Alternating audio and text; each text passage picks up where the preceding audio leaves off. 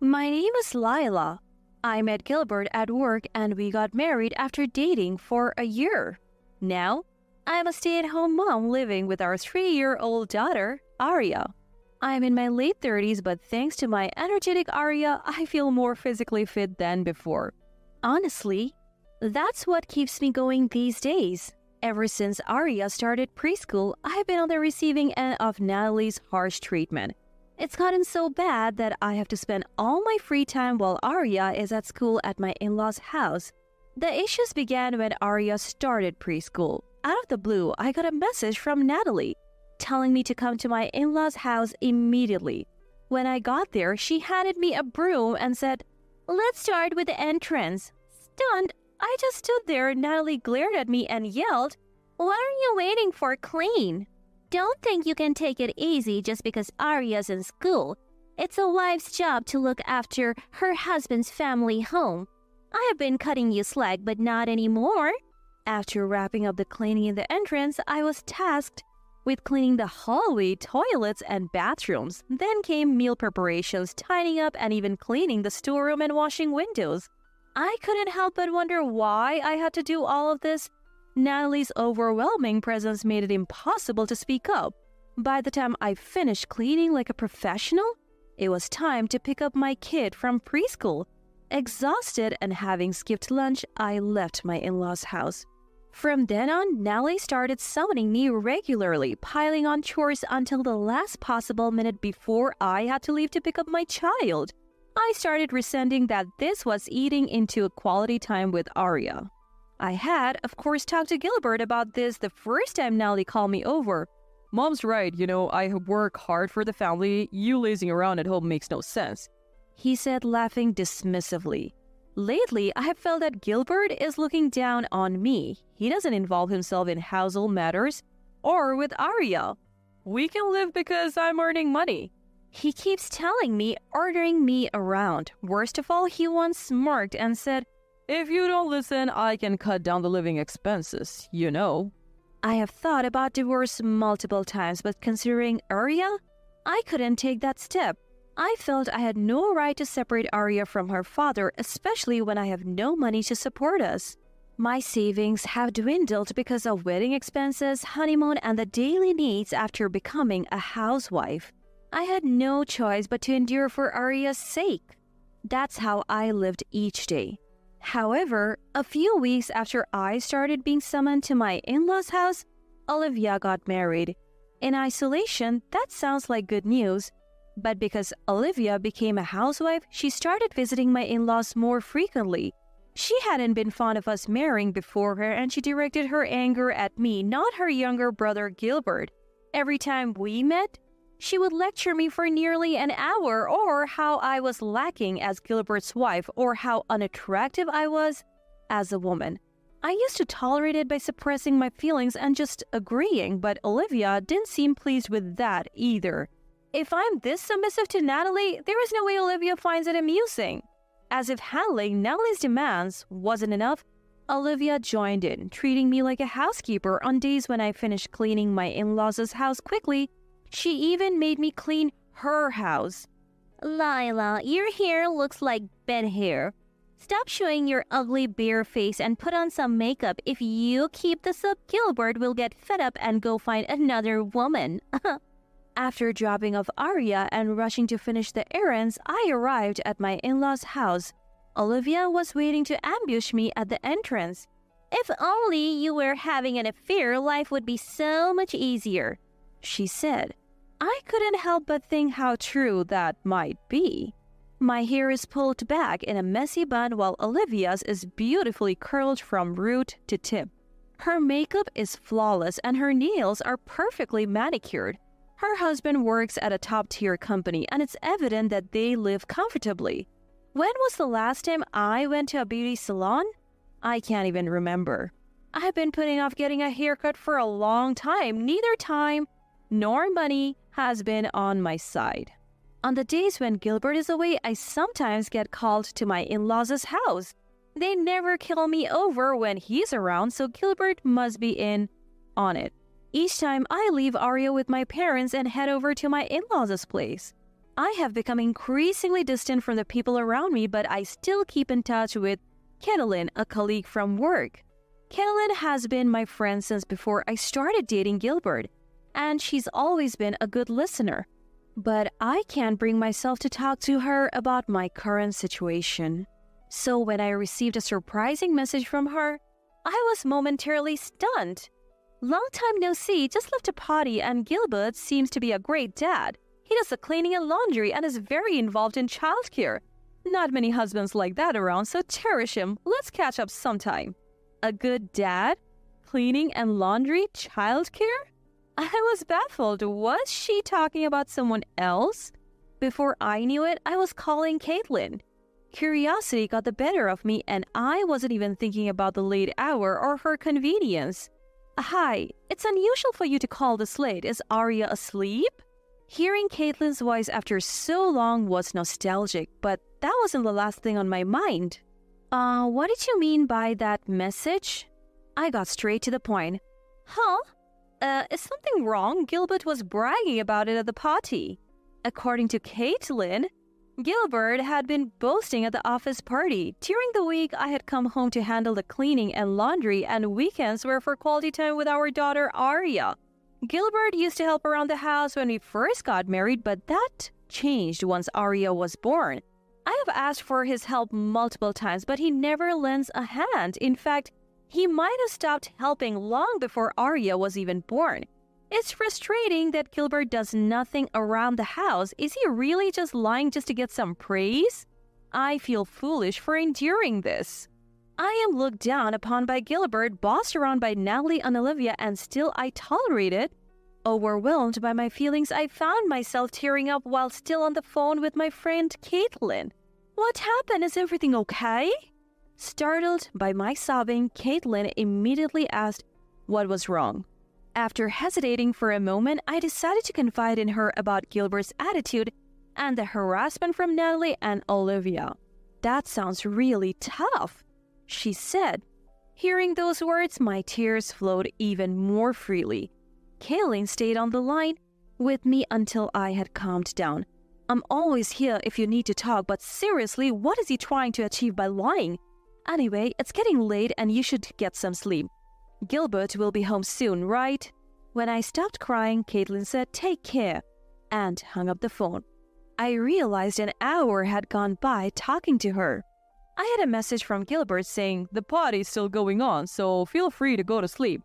Something felt off. Just like Caitlin said, why would he lie? Was it because he wanted praise? I couldn't really tell. That night, I couldn't sleep with all the thoughts going through my head.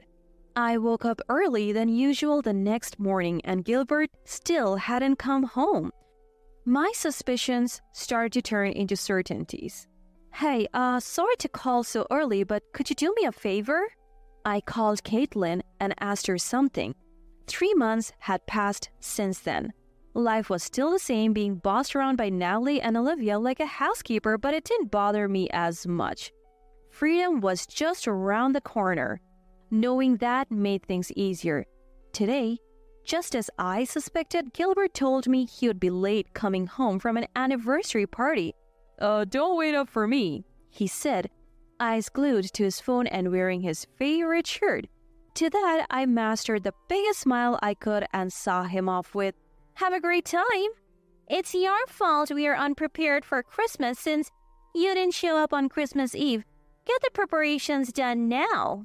When I greeted Natalie with a "Merry Christmas," she yelled back without any niceties, "Don't forget the roast turkey. It's not Christmas if I don't eat that." Olivia snatched the Christmas cake I brought and headed to the dining room, followed by Gilbert. They opened a bottle of champagne and cheered "Merry Christmas." Despite Arya not being with us because she was at her grandparents', Natalie and Olivia didn't say a word. I guess they didn't care. "Make sure to clean really well today. I'll even be extra thorough to make up for you not being here." As if it's not bad enough that my husband is already stressed from work on Christmas, now he has to eat that terrible cake. Make sure you prepare dinner before you go too. Natalie and Olivia kept coming into the kitchen to make various demands. Still, I obediently said, "Okay, got it." Natalie looked a bit suspicious, but Olivia misguidingly said, "It's because it's Christmas," which almost made me laugh. By the time everything was done, it was almost evening. All three, who had been drinking since morning, were flushed. As soon as I said, "I'm done," my empty stomach growled. Natalie and Olivia burst into malicious laughter. "Once you're done cleaning and cooking, get out. There's no food here for you." Both of them said it in perfect unison as if they had practiced. Sorry about them. Why don't you go home?" Scratching his head, Gilbert pointed to the entrance with his chin. He probably thinks of me as nothing more than a housekeeper. I'll soon see you go through hell, so you might as well enjoy yourself now. Don't worry about it. With a big smile on my face, I left my in-laws' house. A few days later, I got a call. It was from Gilbert. I hadn't gone back home since Christmas and had been staying at my parents' with Arya. The message read, "When are you coming back?" But this wasn't the first time he actually called.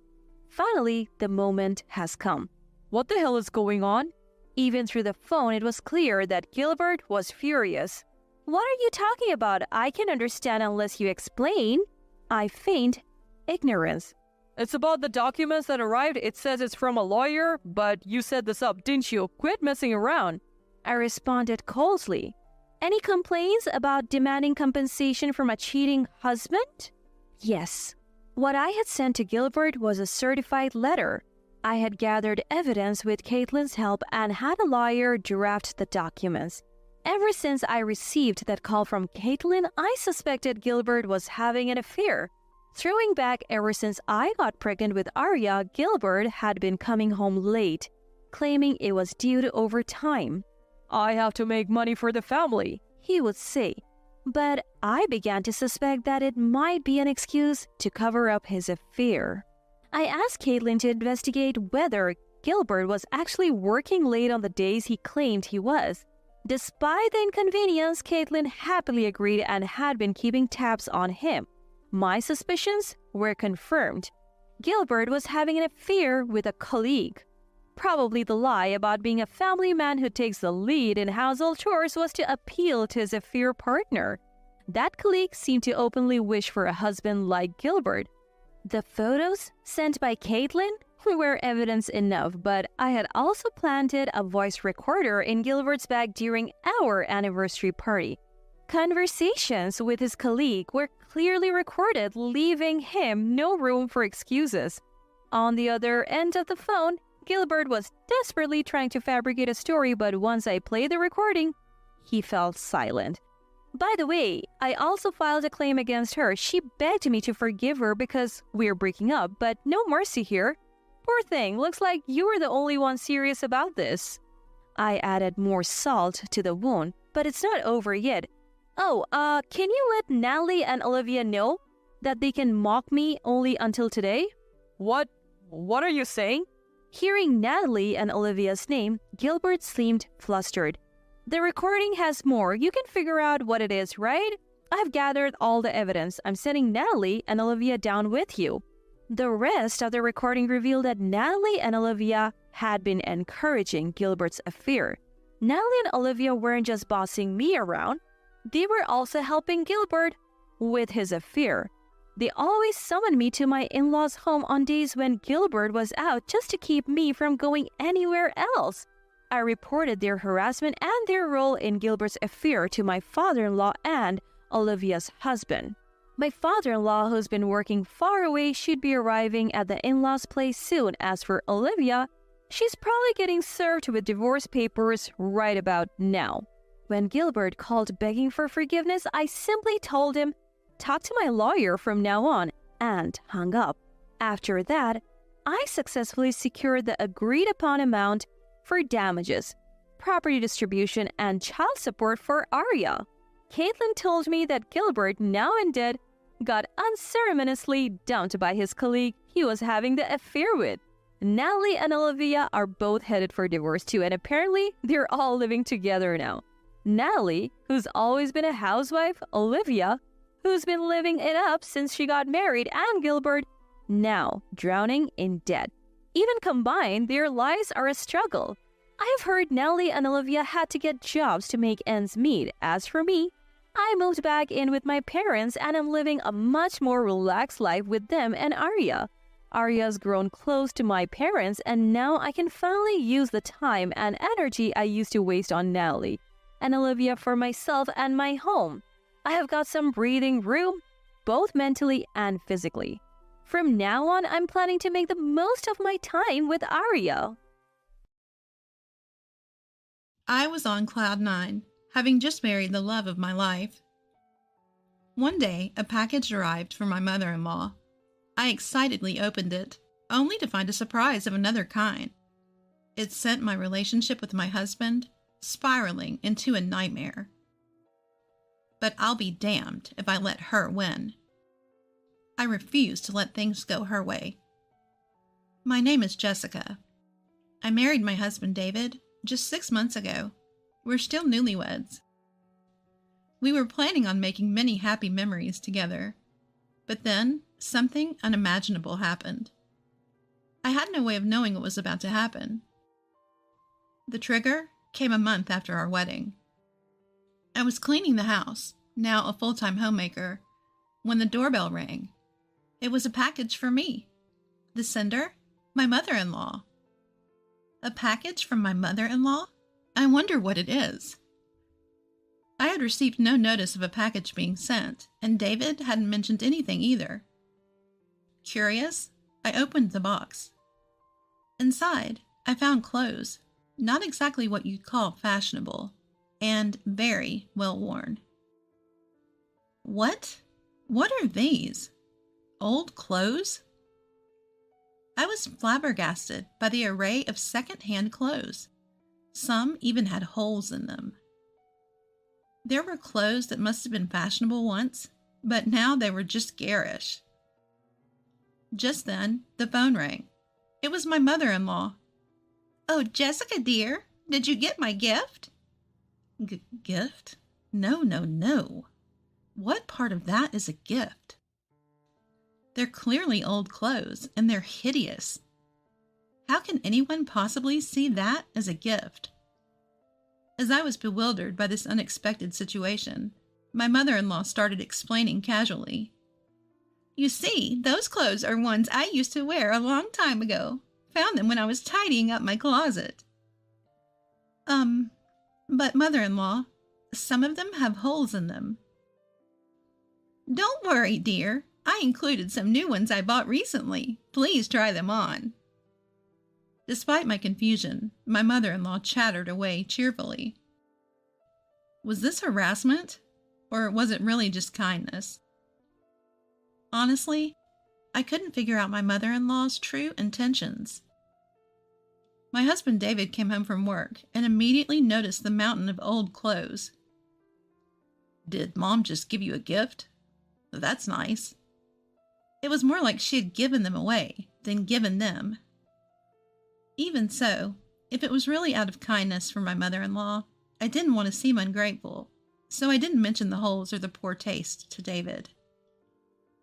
A month later, another package arrived from my mother-in-law.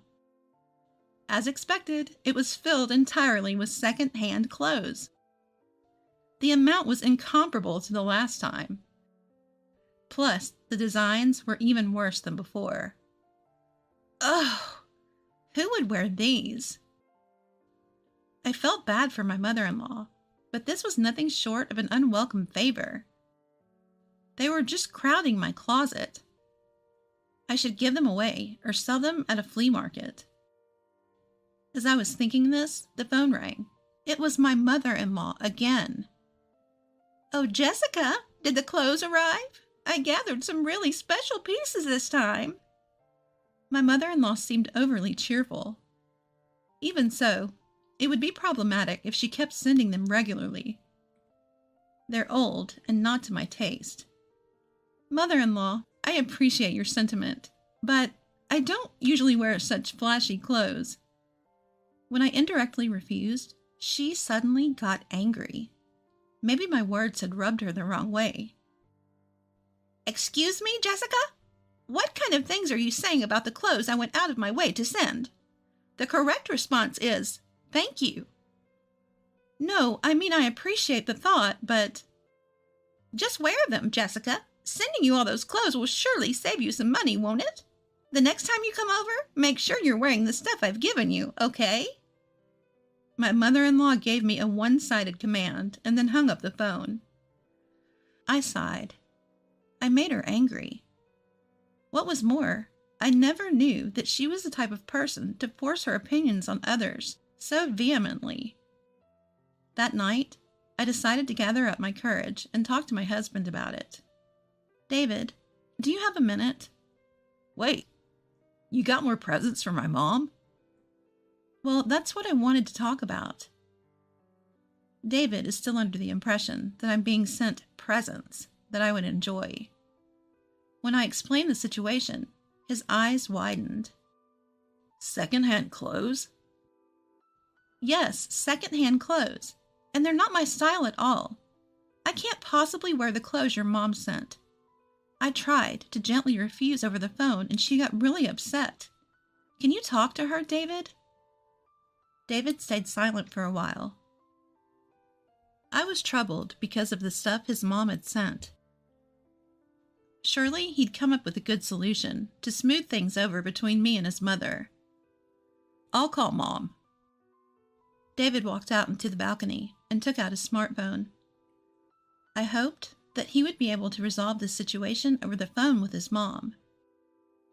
But when he came back from his call, he said something outrageous. Mom told me she was just trying to do something nice by sending you clothes. You make it sound like it's a nuisance. You should be more grateful. I was baffled at David's words. Hold on a minute. I told you, right? I can't wear those clothes. They're not my style at all.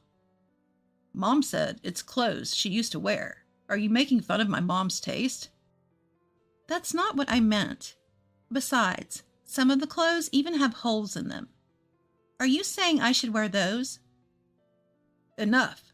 Mom started crying when I told her you didn't like the clothes. Please don't upset her anymore. After yelling at me, David stormed off into his own room, slamming the door behind him. Wait, what? Is it my fault? I never thought David would take his mom's side. Even if he didn't exactly take my side, he could at least try to understand my feelings. I felt as if I had been betrayed by my husband. Ultimately, another package from my mother-in-law arrived the following month. When I visited my in-laws' home, and it was discovered that I wasn't wearing the clothes she had sent, I went to all this trouble to send them to you. Why aren't you wearing them? She exploded. Yeah, Mom went out of her way to send them to you. David joined her side, against me.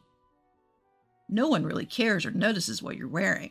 More importantly, it's absolutely the worst that you're wasting Mom's kindness like this. It seemed David was completely on his mother's side. Do you even understand how I feel, being given tasteless old clothes, some even with holes, that are out of style? I felt everything was becoming absurd. All my effort not to spoil my relationship with my mother-in-law and all my explanations to my husband seemed to be in vain. And ignoring my feelings, David started treating me more like a housemaid than ever before. What is this food? Are you skimping on it? You're lacking awareness as a wife. You're a full-time housewife, so you should do better.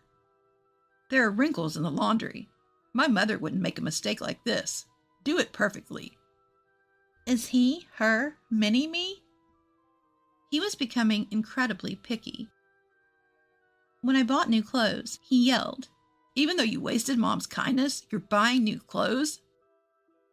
Oh, I don't know if I can continue this married life any longer. I was pushed to the point where I started to think like that. Then one day, David's company's trip was confirmed.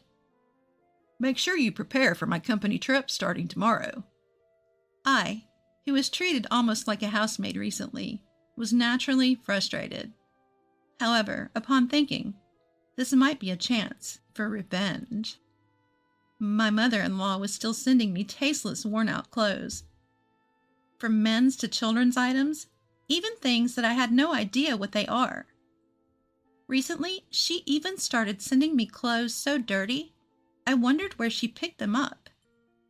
I dug out the men's clothes from there and stuffed them into David's travel bag. This should do. David's company trip was for 2 nights and 3 days.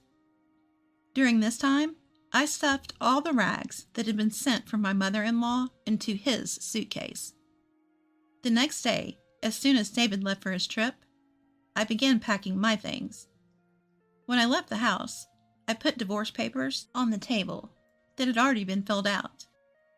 At that same time, David, who was on his company trip, was being laughed at by his colleagues. Hey, what's with those raggedy clothes, man? Did you pick them up from somewhere? Had a fight with your wife, didn't you? Serves him right. I can picture David panicking. That night, as expected, David called me. Hey, what's with the contents of this suitcase? He was clearly furious, even over the phone. I held back laughter as I asked David, "Something wrong with your suitcase?" What do you mean, something wrong? What's with these raggedy clothes? You got something wrong in your head? Making your husband wear such things? You think I'm crazy? I said calmly. David, remember what you said, right? Those clothes were sent out of goodwill by your mom. Wasting such goodwill would be pretty strange for a son, wouldn't it? Apparently, David hadn't realized the clothes I packed were from his mother. At my revelation, he choked on his words. Hey, you listening? Those clothes were sent by your mom.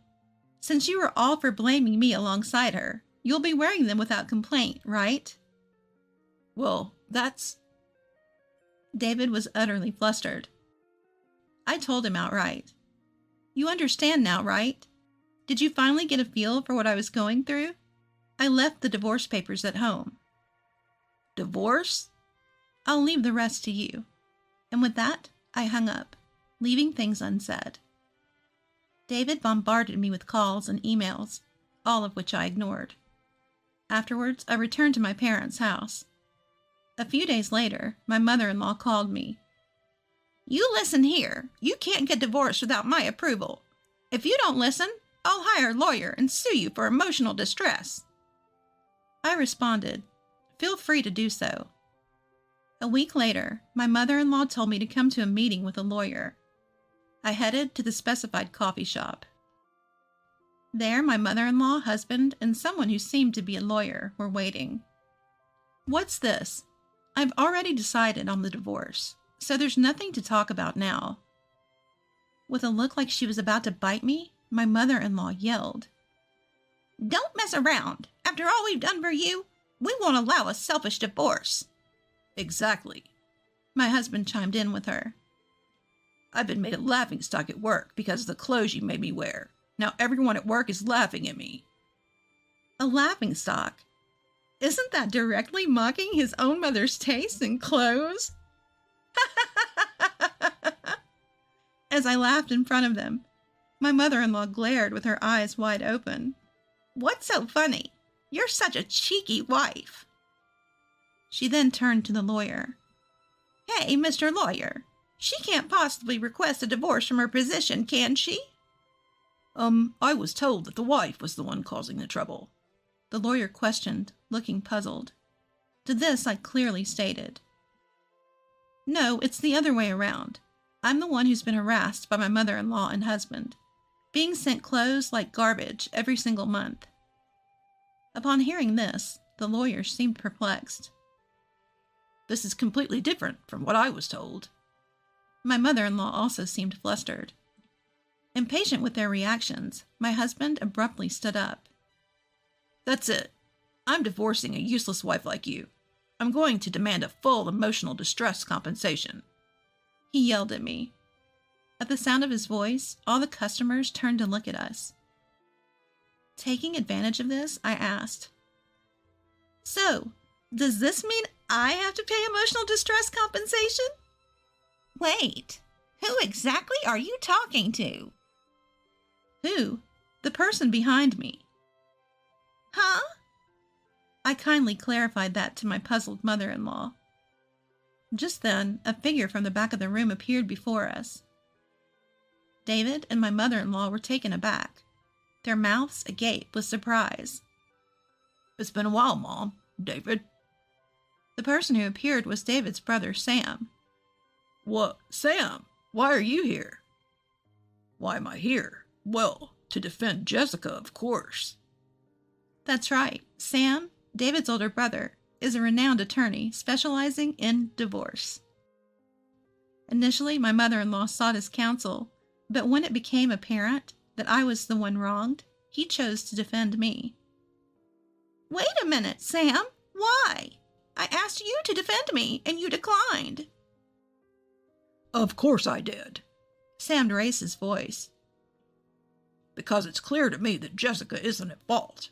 And having heard her side of the story, I learned that you've been using the money I've been sending home every month under the pretense of hard times to torment Jessica, haven't you? That is. Indeed, my mother-in-law had been receiving money from Sam every month. Surely some of it was used for living expenses, but she was using the excess to buy shoddy clothes to send to me. All for the purpose of tormenting me. Sam, in a short time, had researched these facts and saved the evidence. And you, David, the verbal abuse you hurled at Jessica earlier, it's all been recorded. Sam pulled out a voice recorder and played back the harsh words David had shouted earlier. Of course, this too will serve as substantial evidence in the divorce proceedings. Hey, Sam, you're kidding, right? Why would you side with Jessica instead of your own family? In response to David's outburst, Sam answered firmly. I'm a lawyer. No matter how you look at it, the fault lies with you two. Your lawyer also seems to see that there's no hope of winning. Maybe he should decline to represent you. At Sam's words, David's lawyer nodded in agreement and quietly left the cafe. So you two will be the ones paying the alimony, and Mom, I won't be sending any more money. Understand? Leaving these words behind, Sam left the cafe with me. Thank you, Sam, for helping me even though you're busy. As I bowed my head, Sam gave me a warm smile. No worries. I just can't stand injustice, family or not. I'm really grateful for your help this time. Thank you so much. And so, thanks to Sam, I was able to divorce peacefully. Of course, I received a substantial alimony from my mother-in-law and David. After the divorce, I haven't heard from my mother-in-law or David, and have been living a peaceful life. Even though I had to part with Sam, who was so kind to me because I divorced David, I felt a bit sad. But I need to move on quickly and live my own life. The best life that David and my mother-in-law could ever envy. With that promise in my heart, I started my new life. We have a family of 6. Can we be seated? I think you know this, but you're not family. Could you leave now? The number of people the daughter-in-law mentioned didn't match the number of people actually present. We were supposed to be a party of 7. She deliberately left me out when speaking to the waitstaff. The waitstaff looked confused after hearing her words. Even I didn't know what to do. Amid the awkward tension, my daughter-in-law's mom urged me to leave, saying I wasn't family. I had no choice but to leave. Why did this happen when all I wanted was to get along as a family? What on earth did I do? What did I do to deserve this? I didn't know what had upset them, but it seemed someone couldn't tolerate their behavior. My name is Emily, a 60-year-old housewife. I lived with my husband. Our son Liam got married, and we were looking forward to a peaceful retirement. Liam's wife, Grace, is a difficult person. She even refused to let us see our grandchild when they had one. Liam managed to persuade her, and I saw my grandchild, who looked just like Liam, just once. I was smitten at first sight. When I reached out to hold my newborn grandchild, Grace shouted, "Stop! Don't touch the baby!" She snatched the baby away from me. Liam tried to reason with her, but she insisted, "You don't understand how scared I am of your mother." She never apologized. From that point, my relationship with Grace worsened, and Liam stopped coming home as much. It was sad not to see Liam and my grandchild, but I didn't want to risk another big fight. So I didn't push them and hoped to see them someday. Then one day, Liam invited us to dinner. Apparently, Harper knew someone who owned an expensive restaurant, and they thought it would be nice to bring the family. "Don't worry about us. Grace will feel uncomfortable if I'm there." Don't say that. We rarely get to go to an expensive restaurant. Let us spoil you this time. I was concerned about Grace, but Liam insisted it was a good opportunity to strengthen our relationship, so I agreed.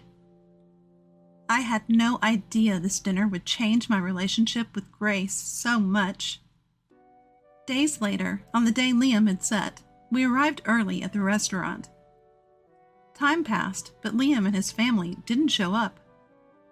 We thought they might be late because of the grandchild, so we waited patiently. I talked about this with my husband as I waited for them to arrive. But even after 1 hour, then 2, there was no sign of them. I sent multiple messages to Liam's phone, but got no reply. After waiting for about 4 hours, we decided it was time to leave and sent Liam one last message. Late that night, Liam finally called.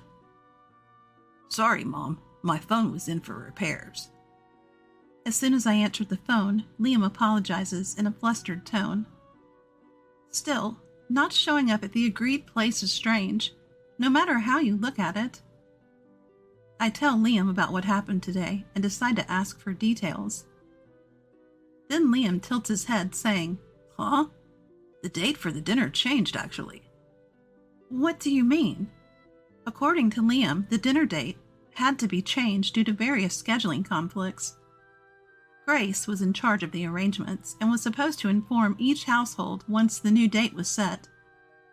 And just this morning, as if planned, Grace spilled a drink on Liam's phone.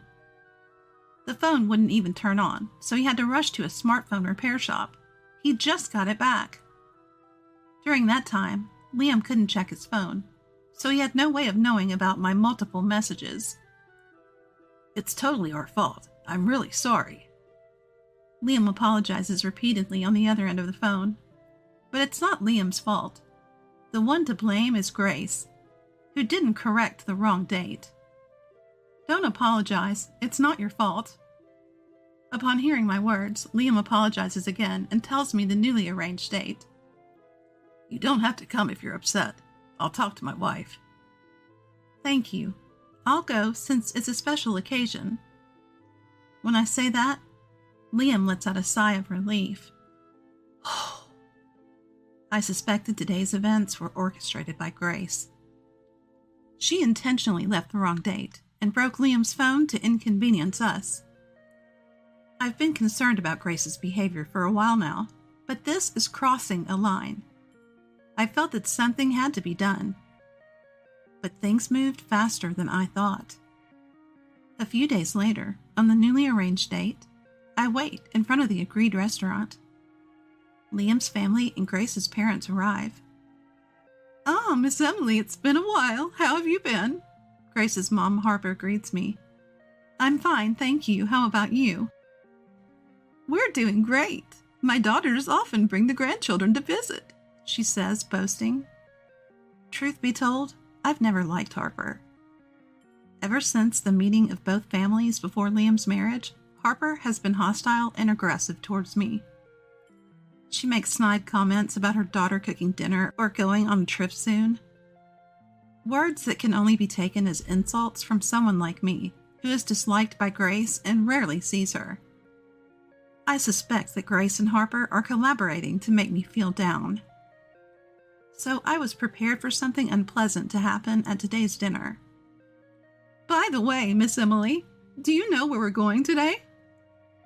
Yes, we're going to that expensive restaurant, right?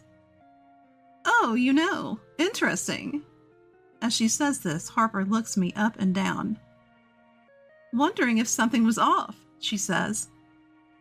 I apologize. You just don't look dressed for such a high-end place. And laughs. I thought I had prepared well for today. I even made sure to dress appropriately. So Harper's comment about my outfit was hard to swallow. I thought something understated would be best for a classy restaurant. I say this with a wry smile, and Harper nods. I suppose, before walking over to talk to Grace. The atmosphere between us is already icy before we even enter the restaurant. Feeling uneasy, I decide to go in when Liam calls me over. As we enter, the waitstaff greets us. Welcome. Grace steps forward and tells the waitstaff about the reservation, who then asks, How many in your party? We're a family of 6. Could you please show us to our table? I find this puzzling and look around. My husband, Liam, Grace, our grandchild, Grace's parents, and me. That's 7 people, not 6. It's not 6, it's 7. I try to correct Grace, but Harper interjects. You know you're not family. Could you please leave? What?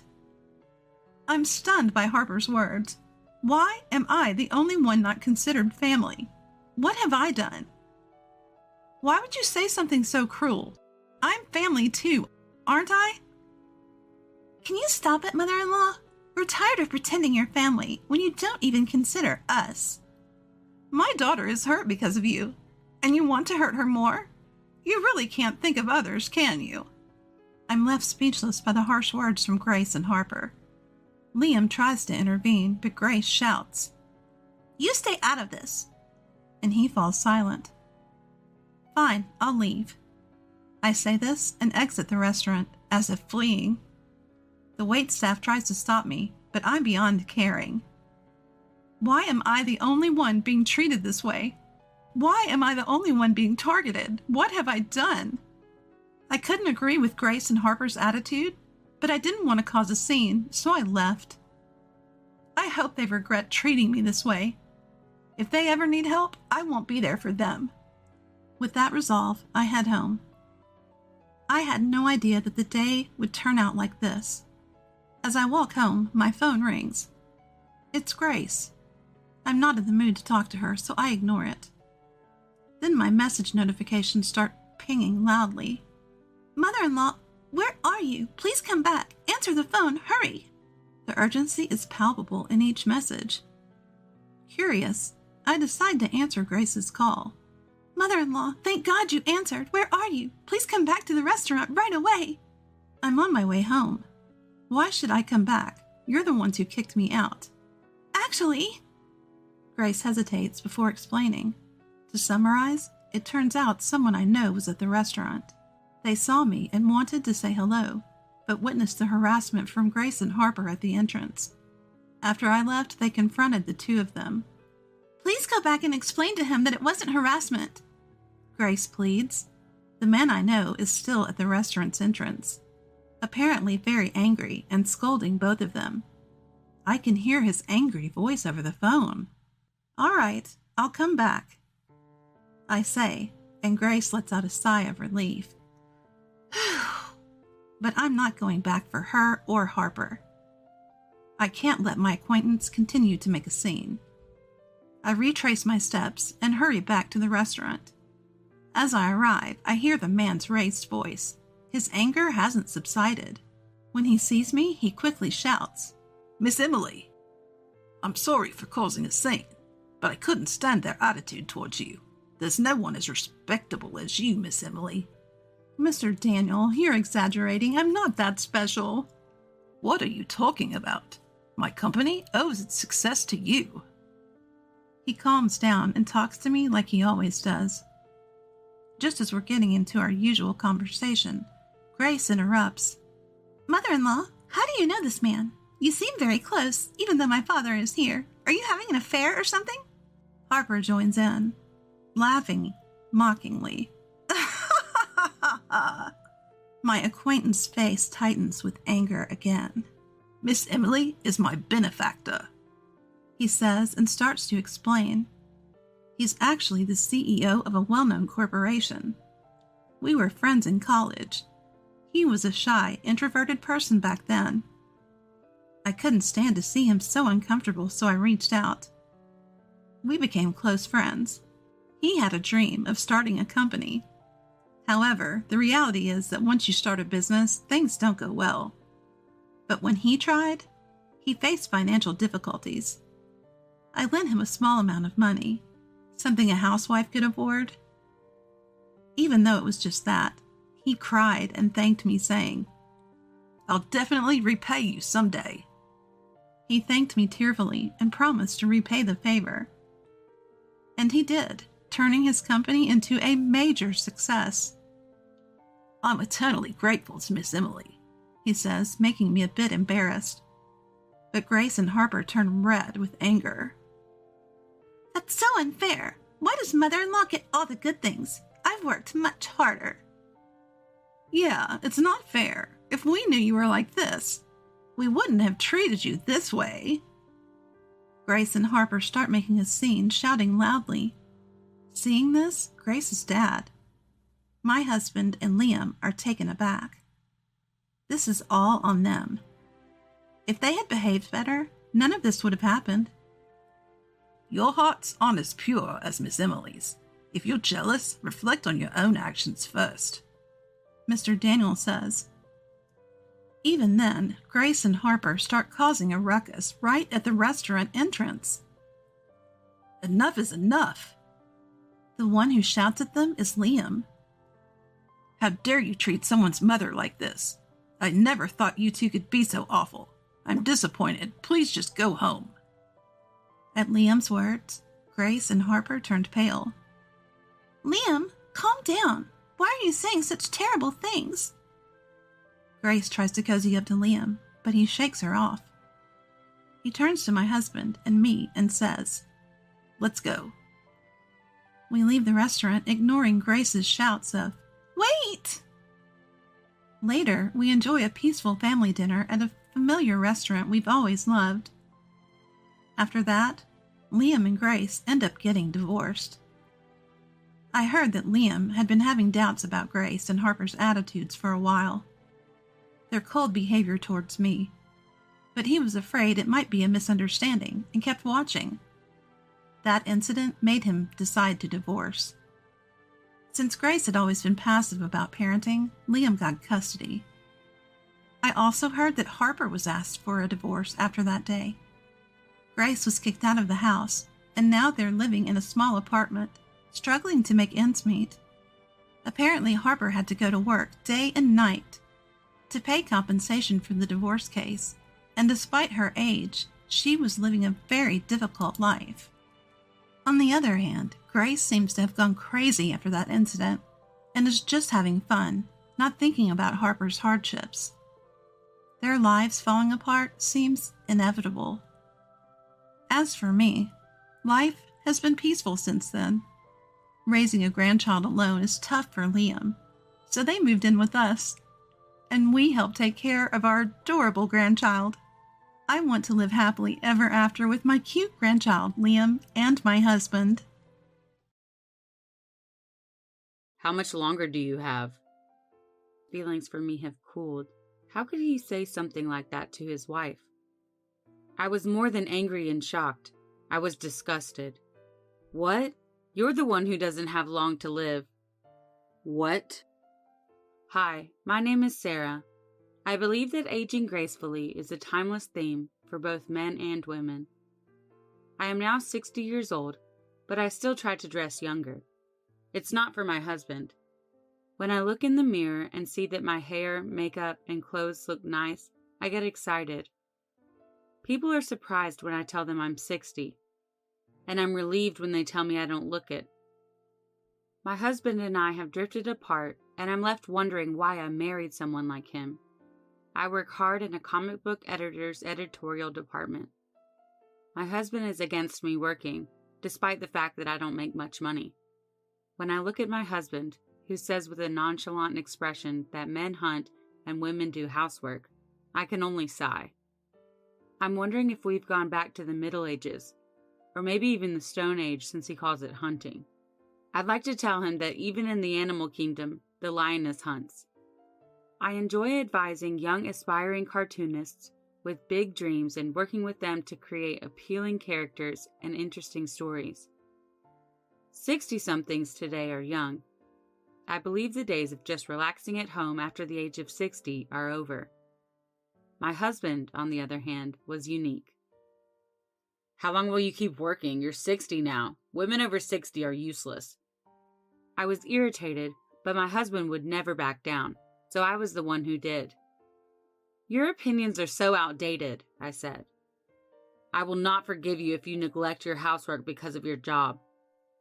Has my husband, who believes that housework is solely the responsibility of wives, not seen the news? He looks down on women, but also has a weakness for beautiful young women, which is the worst pattern in some ways. I finished college and got this job. I dreamt of becoming a cartoonist since high school, but I gave up because I'm not good at drawing. So I decided I wanted to help people who were pursuing their dreams. I was so busy with work that I forgot I had turned 40. My relatives approached me about an arranged marriage proposal, and I fantasized about being married. Marriage is an important event in life and should never be rushed. However, I was so impatient, and I thought that I would be single for the rest of my life if I missed this opportunity. I agreed to the matchmaking proposal and married my current husband, who was 41 years old. My husband was hiding his fangs and acting like a gentleman at the time, so I couldn't see his true nature. We didn't have children because we were both over 40, and I had no intention of quitting my job. My parents are in their 80s, but unlike my husband, they seem to be aware of the times and never asked me to have their grandchildren. Many women want to have children but are unable to do so. Why don't you have children yet? They would never say something like that. My parents know that's hurtful. Recently, my husband has been looking at his phone and sneaking around a lot. I thought maybe he was cheating on me, but the fact that I didn't feel angry shows that my feelings for him have completely faded. My mother-in-law, who lives nearby, paid us a visit one day. My father-in-law died 3 years ago, and my mother-in-law now lives alone. She is 85 years old, but she has always been stubborn, and my husband can't get enough of her. It's not because he respects her so much, but because she is wealthy. She has about $200,000 in savings. Because I'm an only child, I'll get her property. I hope she dies soon. Stingy woman. I couldn't believe what I was hearing. There are some things you cannot say. If I don't be nice to her now, even if it is a lie, it'll be bad for me if she leaves all the money to an institution or something else. My mother-in-law walked in from the next room at that exact moment. I'm sorry for being so stingy. Oh, Mom. With an ogre-like expression on his face, my husband turned pale and took it out on me. Why didn't you tell me she was here first, you idiot? Stop talking. Don't yell at her all the time. You're annoying the neighbors. My husband turned his head down without saying anything because there was no excuse. How long have you and Kevin not been getting along? My mother-in-law asked while he was running away to take a bath. When did you and your husband stop getting along? It doesn't feel like a bad cold, but rather like a serious illness. You can tell, I said with an awkward smile. Sarah, if you can't take it anymore, you can get a divorce. Having grudges and having so much hatred is no way to live. The agony of having to be with someone you don't want to be with is unbearable. It must be difficult to live with people you dislike. You don't have to be scared of me. My mother-in-law's generosity warmed my heart. She was so knowledgeable and well-educated that it was difficult to believe they were blood relatives. My husband had to have traveled in time from the Stone Age. He took a physical examination at work again this year, but he seems to have failed. I'm curious if his inactivity, combined with his age, has taken its toll on him. He always comes home late, many times drunk. My husband claims to have had a drink with his colleagues at a bar, but I know he goes to a strip club. It's a wife's intuition. Kevin was retested, and I received a call from the hospital one day. Before I tell you in person, there is something I'd like to discuss with your family. It sounded like a scene from a TV show, and I felt a flutter in my chest. I was surprised to hear what the doctor said at the hospital. Only 6 months to live? When my husband was told he only had 6 months to live, I was a whirlwind of emotions. I was surprised that I wasn't shocked, but almost relieved. I felt guilty for my lack of empathy. I asked myself if a normal wife would be able to hide her disbelief, learning her husband only had 6 months left. It must be a mistake. You need to be prepared. Whether or not you tell him is up to you. His character, you know him best. What exactly do you mean by character? It is risky to tell him immediately if he has a negative personality. It may be better to tell him if he has a positive, strong personality. He will understandably become desperate if he learns he only has 6 months to live. He doesn't know, but he should refrain from going to strip clubs and drinking alcohol. I returned home with a gloomy feeling, but I decided that I should still tell him. I told my husband when he got home. Honey, I have something important to tell you. What is it? Unlike you, I'm busy. I'm also very busy. Aren't you just keeping yourself busy? Quit your job if you don't like being busy. A man making his wife work is not a good look. It makes me look like I don't earn enough money. I had no idea what he was talking about and was intimidated by his old-fashioned opinion. He doesn't seem to realize that most families nowadays have 2 incomes and that full-time housewives are rare. Today, I went to the hospital. What about the hospital? I want you to brace yourself. Hurry up, I'm busy. I was so enraged that I said it out loud. The doctor told me you only had 6 months to live. My husband kept a straight face for a few seconds before laughing. I rushed to cover my mouth with my hand. Only 6 months to live? Yes, I said, attempting to calm myself. Don't panic. Don't be arrogant. I could tell he was shocked because he was speaking strangely. Well, I guess I deserved it. Maybe I'm too rough on my body. I was surprised that he knew his actions caused this. So you better cut back on your drinking from now on. Shut up. Drinking is part of the job. Women have a bad habit of thinking it's just for fun because we've had a drink. I'm going to continue drinking. You shouldn't. Come home right after work. My husband smiled big. Wait, you're not going to tell me that you want more time together because I only have 6 months to live, are you? I would never dream of it, but I was forced to play the good wife. Of course I do. I'd like to spend more time with you. Don't be a fool. I don't have that much time. Honey. I was about to say something significant when he cut me off. All right, this conversation is over. That's all there is to it. Time is money, and I'm squandering it with you. How could he say something so hurtful without hesitation? But I didn't say anything else. I went into my husband's study to check on him, concerned that he might be depressed. I could hear him talking to someone else. My wife was told at the hospital today that she only has 6 months to live. I didn't ask her what it was, but 6 months. It had to be some sort of terminal cancer. I didn't understand what my husband was saying at first. 6 months, he said. My mother is 85 years old and has life insurance, and she'll be gone soon. Amy, come live with me after she dies. I'd like to restart my life. I was taken aback. My husband has made a terrible mistake. But my rage reached a boiling point when I overheard his conversation with Amy. I just couldn't bring myself to say the truth. He was messing with me. I can't stand hearing him talk about his mother like that. I care about her. You'll see things your own way your whole life, even if it is only 6 months. My husband didn't come home late. He didn't come home at all after I told him about his life expectancy. Sometimes he lies and says he's on a business trip. I'm shocked. He wears flashy clothes, buys expensive watches, and seems to spend tons of money every day. He also buys a lot of gifts. My husband doesn't have much money. Is he counting on the money for my insurance after I die? He is being less than human. It's been 3 months since I was told he only had a few months to live. Is there something wrong with your body? I asked my pale husband. Recently, I've been feeling tired and sluggish. Just going up the stairs at the station makes me out of breath. I think you should drink less. Shut up. I'm telling you, drinking is a necessary part of my job. Go to hell if all you have to say is depressing things. I was irritated, but I chose not to argue.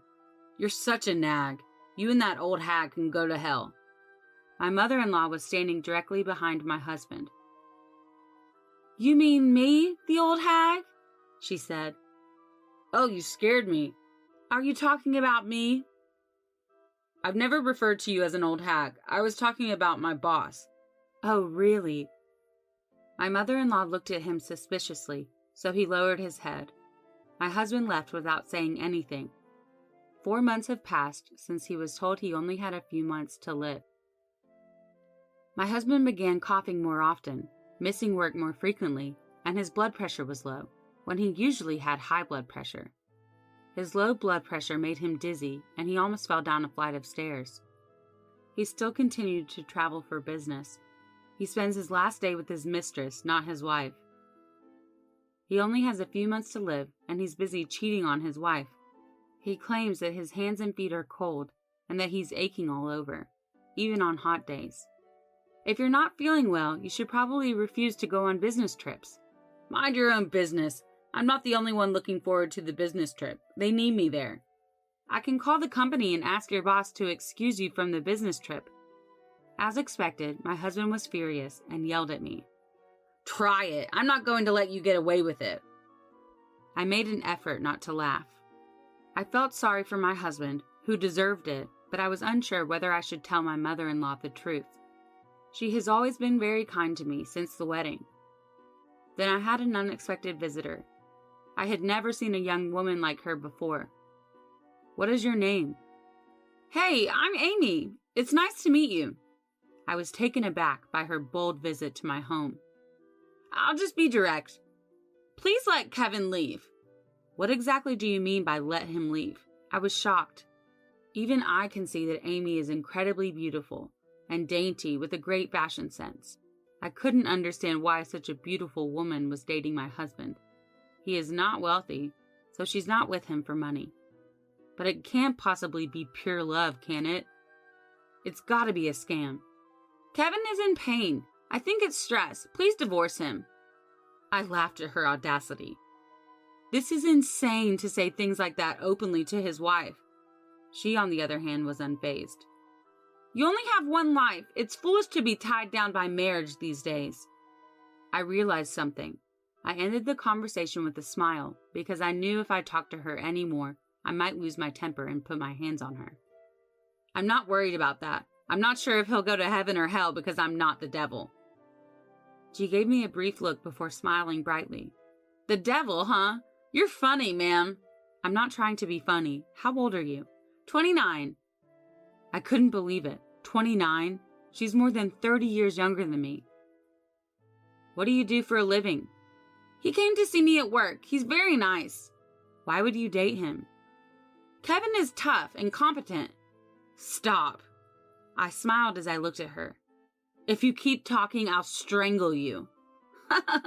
It's not funny. Amy stared at me silently for a few seconds before saying, When I met you for the first time today, I was honestly surprised at how different my impression of you was. Ugh, what did my husband say about me? Did he call me a witch? Amy burst out laughing. He never said anything negative about you. I just assumed you weren't this nice. I wasn't going to be flattered by her compliment, but I was starting to think maybe Amy wasn't such a bad person. I, of course, don't like his mistress, but if I were a man, I might get swept away by her kindness, too. There will be a time when your genuinity is questioned. Huh? Her head-tilting gesture is also adorable. Even though I don't feel bad for my husband because he is of the devil, I can't help but feel sorry for this girl. 6 months have passed since I was told he only had a few months to live. My husband, who has a pale complexion, took another day off today. But when he saw my cheerful face when he came home from work, he sneered. How long do you think you'll live? I was wondering how he could say this to his wife, no matter how much his feelings for her had cooled. I remained calm and kept my composure. You and the old lady are relentless. Say what you want about me, but don't talk about your mother. My husband got mad and yelled. Don't worry, you don't have much time left on Earth anyway. So, before you die, let me tell you what I really think. I believe marrying you was the worst mistake of my life. Words he should have never said. My husband had finally gone too far. Is that a will? I asked, fuming. A will? Wait, you didn't make some strange will, did you? You made a will? It's been 6 months since I was told what the life expectancy was. What are you even talking about? Have you finally gone insane? I was furious and completely shocked. What? It's your life expectancy. What? My husband stiffened and kept a straight face for a moment, but then he scoffed. You're not making sense. You've lost it. You need to go to the hospital. Kevin walked into his study. He passed out in the house the next morning. I immediately called an ambulance, called my mother-in-law, and went to the hospital. When the exam was finished and my husband found out the truth, he blew up and yelled at me in front of the doctors and nurses. Why didn't you tell me this? I warned you, it was 6 months ago. Don't lie to me, that was about you. My husband was taken aback when he remembered our conversation 6 months earlier. I didn't tell him who had been told about their life expectancy at the time. You're the devil. Please be quiet, this is a hospital. You should stay out of it. You both are in on it. He pointed at the doctor and the nurse. It was a mess and my husband was going crazy. Enough! If I stay here, I'll be killed. You're talking too much. Shut up! Shut up! I don't believe you! My husband escaped the hospital room, despite the nurse's efforts to stop him. I had no intention of stopping him. I went home after apologizing to the nurses and doctors on behalf of Kevin. My husband returned home a few days later, pale-faced. When I told Amy the truth, she told me that she had told him to leave me alone.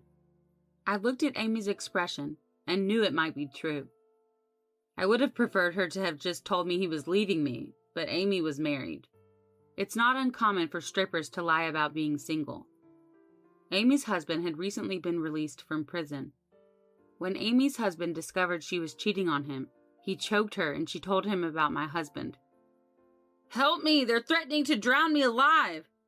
How can I save you from such a terrifying man? How can you be so calm when your husband is in danger? How can he say that? Should you go abroad? I don't have any money. I found out he had spent all of his savings and was planning to get by on the insurance money coming in. It's not a surprise that he blew so much money so fast. He always went on business trips. Or really, traveled with Amy and probably paid for everything. Could you please give me some money? I don't have any. I dismissed him. Please borrow it from Mom. She won't lend it to me if I ask. She's a stingy old lady. Why don't you ask your boss? Oh no. My husband glared at me, startled and flustered like a cartoon character. I told you, let me know ahead of time if you were coming over. Is it on purpose? They only gave you 6 months to live, and that was 6 months ago. You'll be gone soon, right? My husband and I were both shocked at his mom's cold-blooded comment. You'd say that to your own son? How many times have you said that to your mother? My husband was unable to respond. Kevin, please apologize to Sarah. Then we can discuss it. This is my house. Get the hell out of here. I don't want to see your face. Let's go, Sarah. What? You've let me down. I'm cutting ties and will be living with my daughter. Daughter? Kevin is an only child. When I looked surprised to hear my mother-in-law had a secret child, she said, Sarah is my daughter. Do you have a problem with that? Wow. My husband rolled his eyes. I was about to cry, but I managed to keep it together. My husband and mother-in-law are blood. We wouldn't be family if I divorced my husband. But my mother-in-law still claims me as her daughter. She has shown me this since the day we got married. She loved me like I was her own daughter. Her love was genuine. My husband, who had lost his color, fixed his gaze on his mother. What are you talking about? Your only son or your daughter-in-law? I don't have to tell you which one is more important. Of course I would choose Sarah. I don't claim a child who cheats on his wife with no remorse. In disbelief of his mother's words, my husband walked into his study, silent. I quickly packed my things and moved in with my mother-in-law. Fortunately, I was working, and my mother-in-law had savings. As she advised, I divorced Kevin and cut him off. I wonder if he will be okay, even though he deserves it. Which will kill him first, the goons or sickness?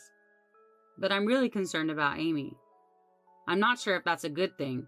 Marriage is a close relationship, and the most important part is love. If love fades, a marriage will end quickly. So, was this marriage a mistake? Well, I met my mother-in-law through it. We act like a real parent and daughter, and we live a happy life together. My parents were confused at first, but when I told them about the ordeal, they understood. I am content. Happiness is not something you can get from others. You have to find it yourself. Men swear to their fiancé's parents that they will make their daughter happy. I will do everything to make her happy. But I don't expect men to make me happy. We are the source of our own happiness. The possibilities are endless. Can you even handle being with a crying baby? It was the night I came back home after giving birth at my parents' house, and my husband dropped this bomb on me. In my arms, our newborn daughter Amelia was crying. She's just been born, it's natural for her to cry. I don't care. Originally, I planned to stay at my parents' house until Amelia and I were both stable. However, my husband said, Come home already. So we came back. Now, because of his shouting, Amelia's crying escalated. You two sleep in the kitchen. She'll catch a cold. He insisted on this absurdity because the kitchen was the furthest room from the bedroom. How about you take responsibility? If I get sick from sleep deprivation, I have work tomorrow, so just go to the kitchen. Realizing that arguing was futile, I took Amelia and left the bedroom.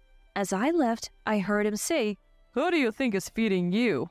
And couldn't help but shed tears from humiliation. My name is Sophia, and I'm 27 years old. I married Oliver after a year-long workplace romance. He's a sales ace, handling even the toughest deals with grit and calculated strategy.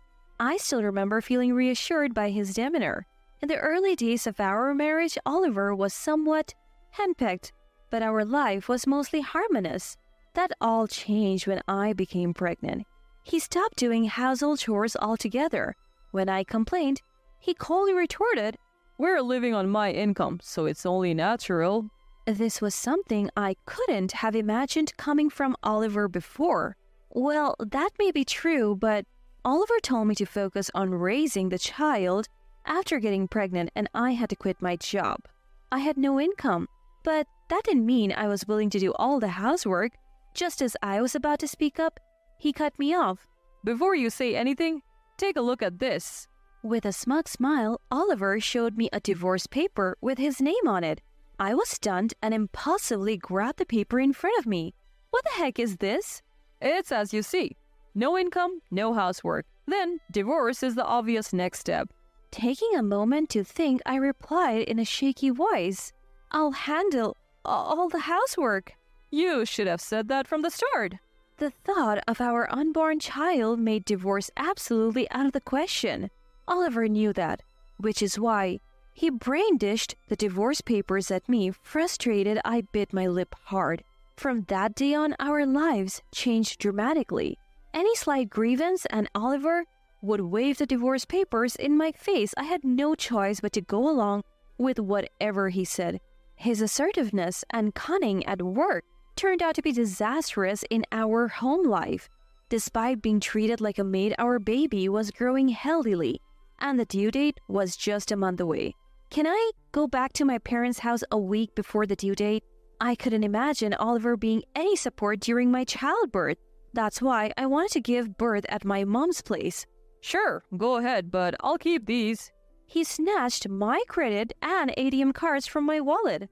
I have to eat out since you're not doing the chores. You are covering the costs. No complaints, right? In our account was the savings we agreed not to touch until the baby was born.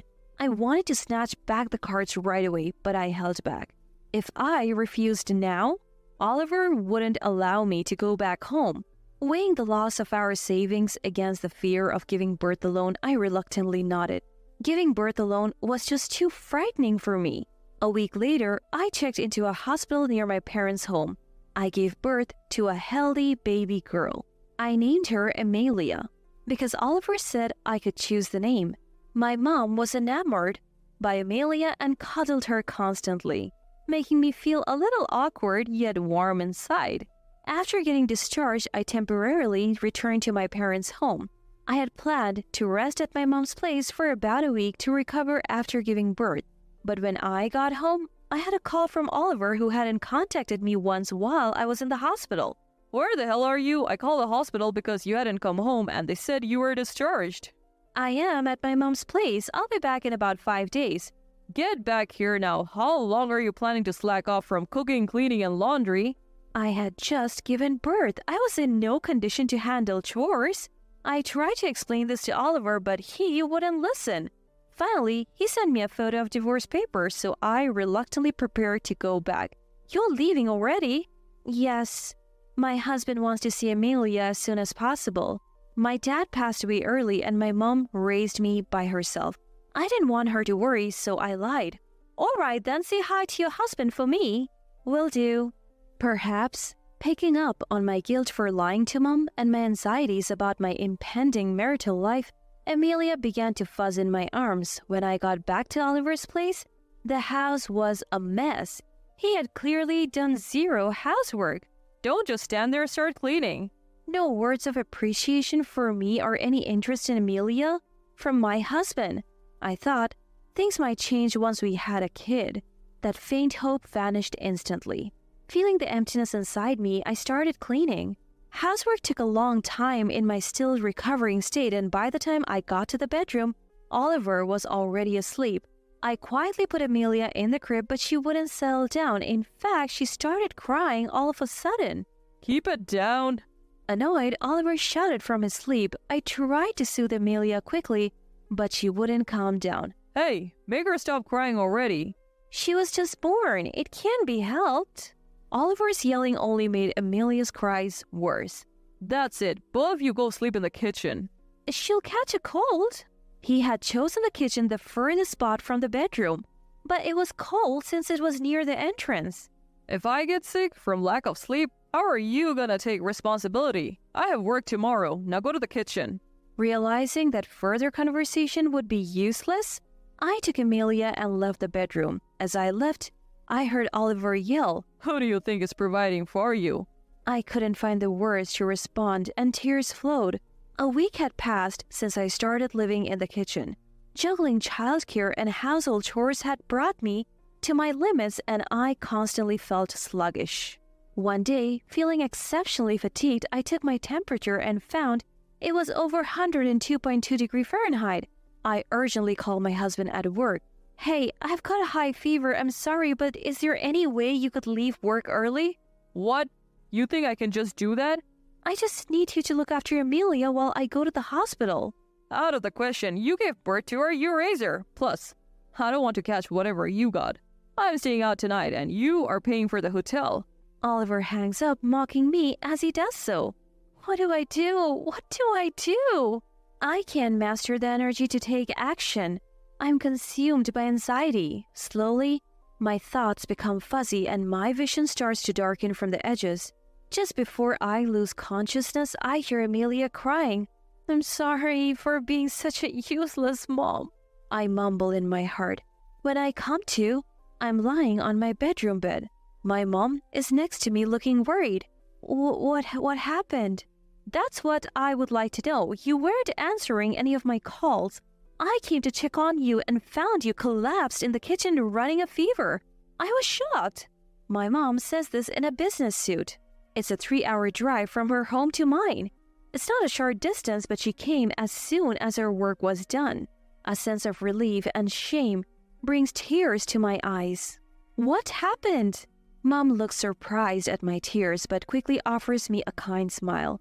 I reached the breaking point of days of tension and I burst into tears telling her everything about my marriage so far. By the time I finish, I'm calm. You should leave him.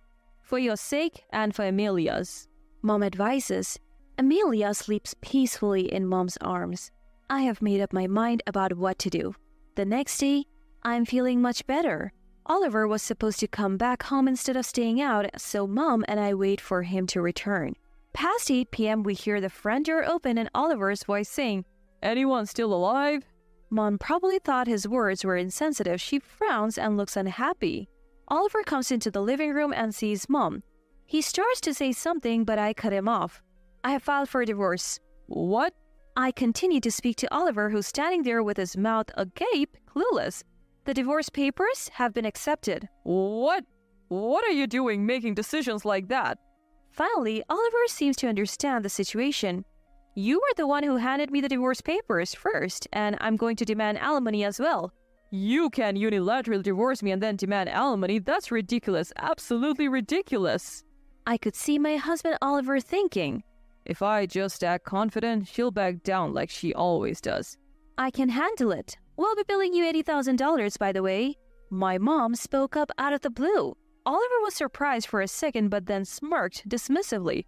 $80,000 for a divorce retainer? No way. Oh, I get it. You're both just after my money because you think you can't survive without me, right? But sorry, I studied law in college. Your threats won't work on me. In fact, I'll be the one to get a retainer. Oliver thought he had the upper hand and flashed an obnoxious grin. Why did I ever marry someone like this? I have no clue anymore. "My mom is an attorney," I said. What? As if to put the icing on the cake, my mom showed her attorney badge. Is that real? Oliver fumed at me. You never told me your mom was an attorney. "I told you she works in a law firm." Oliver had apparently assumed my mom was just some secretary. As I spoke, he looked utterly baffled, like a fish out of water. "We specialize in divorce cases, so we will certainly secure that $80,000, Mom said. "We have plenty of evidence against you, too." Ever since I started feeling better, Mom and I had been gathering evidence. I laid it all out in front of Oliver, the bedding that proved we had been sleeping in the kitchen, insulting messages he sent via WhatsApp, divorce papers, and credit card statements. Finally, Oliver seemed to understand his situation. His face turned ashen. This is all a joke, right? We can't be getting divorced. "I have been through too much for this to be a joke," I replied. I'm really sorry. I didn't know you were so sick. Can we start over? Oliver grabbed my hand. I almost pulled away but decided to look him straight in the eyes. He seemed hopeful. "I forgot to mention, we will also be seeking child support," I said with a smile. His face looks like he was about to cry. Leaving him behind, Mom and I left the house with my daughter Amelia, who was now smiling instead of crying all the time. We eventually billed Oliver $90,000 for the divorce.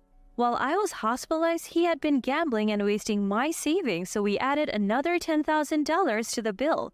I had told the story to a former colleague, and it had spread throughout Oliver's company. Now he's socially isolated there. He's living frugally in an old, rundown apartment trying to save for the divorce and child support. Oliver once reached out, wanting to see our daughter. My answer was a solid no, followed by blocking his number. I never want to see him again. As for me, I live with my mom and daughter. We are so close, neighbors are jealous. On weekends, we all go to the park.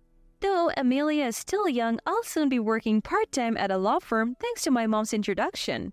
For Amelia, who's going to grow up and to give peace of mind to Mom, who will always be there to protect me, I want to work hard.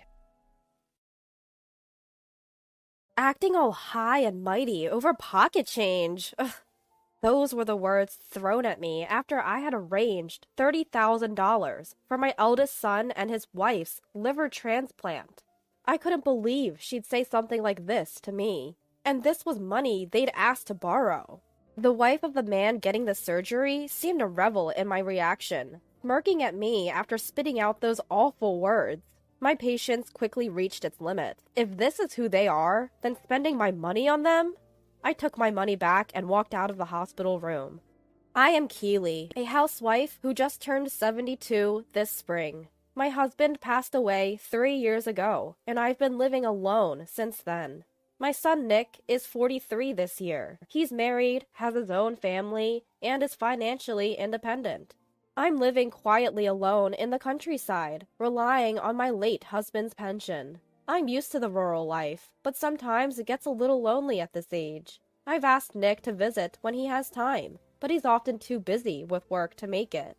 I even suggested that just his wife Ellie could visit, but she's also busy, she says. Ellie doesn't work. She's a stay-at-home wife. I would think she has time, but every time I reach out, she claims to be busy. Recently, I found out that Ellie's busy is an outright lie. My eldest son and his wife live in an apartment about a 10-minute walk from Ellie's family home. Apparently, Ellie spends most of her days at her family home. I even heard from Nick that she often stays overnight there. As a mother, I really want her to take proper care of Nick, her husband. But that single thought feels like it could escalate into a mother-in-law and daughter-in-law conflict. So I keep it to myself. Nick, you need to manage your wife better. I feel like Ellie has a bit of control over my son, and Nick is completely smitten with her. He seems to excuse everything she does. Even during New Year's, they don't visit, which makes me think Ellie is intentionally avoiding this place. I'm concerned, but I also don't want to stir up trouble between them. So I've decided to hold my tongue. At this time, I was still thinking that as long as I keep quiet, everything would be fine. This is how our distant relationship was, until a sudden event changed everything. I heard that Ellie got sick and had to be hospitalized. It turns out her condition is serious, and she needs surgery, according to Nick. Although I don't know much about the illness, she apparently needs a liver transplant. Hearing liver transplant, my voice left me. I can't help but worry about how hard it must be for Ellie. Liver transplants aren't only expensive, but they also require a donor. I'll visit her. Planning to visit her as soon as the next day, I told Nick. However, he quickly said, "You don't have to come." He explained that she had just been admitted and wasn't settled yet. Rather, there's something I want to ask you. Nick said that first. It's been a long time since my son asked me for a favor. I listened, wondering what it was, and it turned out to be about the surgical expenses. Apparently, the liver transplant surgery, post-op treatment, and hospitalization will cost close to $30,000. Sure, $30,000 is a lot of money. However, I know that my son earns a better than average salary. On top of that, they don't have children. I assumed they would have saved up that much by now. You can afford it, can't you? You guys don't have any savings? We just bought a new apartment, so our savings are depleted. He hesitates as he says it. I had no idea they had moved into a new apartment. I was shocked to learn about this for the first time today. It's unbelievable that they changed their address and didn't even tell me, their own mother. What? You moved? Bought an apartment? Why am I hearing about this now? What were you thinking? I couldn't help but raise my voice. My son quickly says, "We've been busy, and I meant to tell you." But I think he deliberately kept it from me. Maybe he thought I'd visit if he told me they bought a new place. I'm not feeling great about this. And yet, turning down my son's request is also difficult. I let out a small sigh. Will $30,000 cover it? I have a nest egg from when my husband was still alive, and my survivor benefits are more than enough for me to live on alone. It's enough. Sorry, Mom. All right, I'll bring it over this weekend. At my words, Nick visibly relaxes. He must have been really desperate, but I wonder why he didn't consult with Ellie's parents first, given that he's always hanging out there. My son might not have wanted to consult his in-laws. I have various thoughts, but for now, I want Ellie to recover after the surgery. That's all I was genuinely thinking. Although it might sound presumptuous, I was thinking, if this $30,000 saves Ellie... I went to see my son and his wife for the first time in a long time over the weekend. I thought it best to bring the money directly to the hospital where Ellie is staying, so I arranged to meet Nick there. Even after informing him that I had arrived at the hospital, Nick took a while to show up. I waited for about 15 minutes. "Did you bring it?" That was the first thing he said when he finally appeared. I thought there would be more to say, but I guess the situation was just that urgent. As I handed over the bag containing $30,000, Nick snatched it from my hand. Quickly confirming its contents, he said, "You can go home now." What? I was taken aback. His attitude, essentially telling me to leave after handing over the money, was irritating, even for me. Even if he's worried about Ellie's condition, this is no excuse for such rudeness. I guess my displeasure showed up on my face. Nick looked at me and clicked his tongue. "What's the big deal? We're going through a lot here. Don't expect anything in return." Nick looked at me and clicked his tongue, yelling at me out of nowhere. I'd never been yelled at by my son before. He was always such an obedient child. I stared at him in disbelief. Ever since Ellie became his wife, it feels like his personality has changed. The Nick glaring at me with an intense expression was someone I didn't recognize. What's with this attitude toward your mother? Although I thought it was embarrassing to have a family argument in the hospital lobby, this was something I couldn't overlook. If I didn't correct my son here, I felt it would lead to something terrible. But it seemed like my anger didn't affect Nick at all. He snickered and turned his back on me. I thought about chasing after him, but feeling his complete rejection, I lost the will to do so. There was nothing more I could do. I decided to leave and headed for the exit. Just then, a woman said to me, "Oh, it's been a long time." Seeing her face, I snapped back to reality. It was Ellie's mother, whom I hadn't seen in a long time. Hurriedly, I bowed and said, "It's been a while." She was probably here to visit someone in the town hospital. I told Ellie's mother, "I came to visit, but can't find the room." She cheerfully said, "Well then, let's go together." Despite her daughter being in the hospital, she remained incredibly upbeat. The room Ellie was in turned out to be a private room. Apparently, she had insisted on having a private room. I was even more surprised it was a special room. It seemed extravagant, considering they were complaining about not having enough for the transplant and treatment costs. I knocked, and right away, Nick's voice answered. When Ellie's mother opened the door, I saw my son and his wife smiling warmly. A smile they never showed me, but had for Ellie's mother, making my heart ache just a bit. Ellie, sitting up in bed, noticed me standing behind her mother right away. Immediately, a frown formed on her face. "Oh, so your mother-in-law is here too, huh?" The careless way she looked at me was like I was something unpleasant. There's a bag of cash on the bedside table, the one I just gave to Nick. $30,000 is a lot of money. Leaving it there like that almost makes me dizzy. "Mom, you're still here? Haven't you taken care of everything already?" Nick spoke to me with a tone that was almost spitting the words out. I don't understand why I'm being treated this way. Ellie's mother doesn't seem too bothered by Nick's attitude. She just smiles. I bumped into Ellie's mother. I was about to leave, but she invited me to visit. Ignoring Nick's rude behavior, I responded. I thought it best to pretend not to notice and let it go. Encouraged by Ellie's mother, I sit in the round chair and start asking Ellie about her health and how she's feeling. Ellie, reluctantly perhaps, but unable to mistreat me in front of her mother, explains her medical condition. Turns out they found a donor for her liver transplant rather quickly. It's a cousin of Ellie's, apparently. If the transplant is successful, she'll recover her health. Enough already. Can you leave? My son clearly can't stand me being here. His leg shakes in what seems like frustration or anger. His attitude is getting to me. Your wife is sick, you know. It's natural for me to be concerned. Why are you acting this way? I brought what you asked for all the way here. Don't you think you owe me at least a thank you? At my words, Nick's face turns red. Ellie snickers at me from her bed, as if making fun of me. Acting all high and mighty over chump change. It's a turnoff to be lectured like this. I'm stunned by the words hurled at me from Ellie. Nick really has changed. Ellie's mother being here doesn't matter to him anymore. Chump change? $30,000 is chump change to you? You too couldn't come up with it, could you? How dare you insult me? And that attitude. Can't you do something about it? It's just rude. I can't help but stand up from my chair.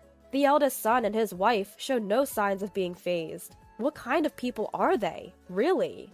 It's beyond infuriating. It's baffling. Ellie's mother is just standing there, smiling and saying, "Oh dear." Maybe she's just clueless, but I think she's also a bit out of touch with reality. The eldest son and his wife continue to call me stingy and a penny pincher. If I just listen in silence, they'll say whatever they want, even digging up things from the past. I take a deep breath. I see. I get it. I was the one who was wrong. Nick stops hurling insults upon hearing my apology. However, his face still sports a smug, disdainful smile. Quickly, I reach behind Nick and grab the paper bag casually placed on the bedside table. It still contains the $30,000 I brought. Heavy to me, but clearly pocket change to them. Nick hastily tries to snatch the bag from me. Not anymore. But I've decided I can't hand it over. What are you doing? Give it back! That's our money! I glance at Nick, who's yelling at me, and carefully tuck the paper bag into my purse. Then I give them both a piercing look. Ellie, in her laid-back manner, says, "I can't have that surgery without that money, you know." At her words, Nick starts to panic. It really is clear she has the upper hand. Ellie's mother casually comments, "Well, that's a problem, isn't it? It's just money, right? Figure it out yourselves. Do you think I'm going to lend such a sum after being treated like this? I'm leaving." I declare to my son that I won't be lending the money. Ellie's mother then turns to my son, smiling. "What will you do? Your wife is in a tight spot." But her eyes aren't smiling. Nick's face pales in an instant. Seizing the moment, I rush out of the hospital room. I quickly jump into the elevator that had just arrived and make my way from the lobby to a taxi. I catch a glimpse of Nick running after me through the taxi's rearview mirror, but I don't care. Feeling utterly frustrated, I head back to my own home. Once home, I stare at the $30,000 I'd left on the table for a while. Then I replay today's events at the hospital in my head from start to finish. No matter how I look at it, I can't see where I went wrong. At one point, I even think about just blowing all of the $30,000 on some lavish spree. I decide to call my younger sister and her husband, who live nearby. "Hey, how about coming over for dinner tomorrow? Bring the grandkids and the nephews. I'm always alone here, so the more the merrier." My sister and her husband are thrilled at the invitation. They say they'll bring their son, his spouse, and the grandchildren. After hearing my sister's response, I quickly contact a high-end steak restaurant and a catering service. I apologize for the short notice and ask if they can accommodate. Both are more than happy to oblige. It's good to have a long-standing relationship with businesses that can be flexible when you need it. I've already requested kids' menus from the caterer, so the little ones can eat too. The next day is incredibly busy right from the morning. Thinking we'll need some sweets after dinner, I go out to buy cakes and donuts. While I'm at it, I also get gifts from my nephew's family and my sister's family, who frequently come to visit. And for my niece and nephew and sister and her husband, who always make time to visit, I prepared gifts for them as well. I buy gaming consoles for the kids, high-end fountain pens for my brother-in-law and nephew, and matching designer bags for my sister and my nephew's wife. Once everything is set, I feel like I really accomplished something. The whole ordeal with my son's liver transplant has completely slipped my mind. As I'm just waiting for everyone to arrive, I casually check my phone and see back-to-back calls from Nick and Ellie. I'm immediately annoyed, wondering what they could possibly want now. There are also text messages, so I check them. The first batch of texts are complaints about me not paying for the medical expenses.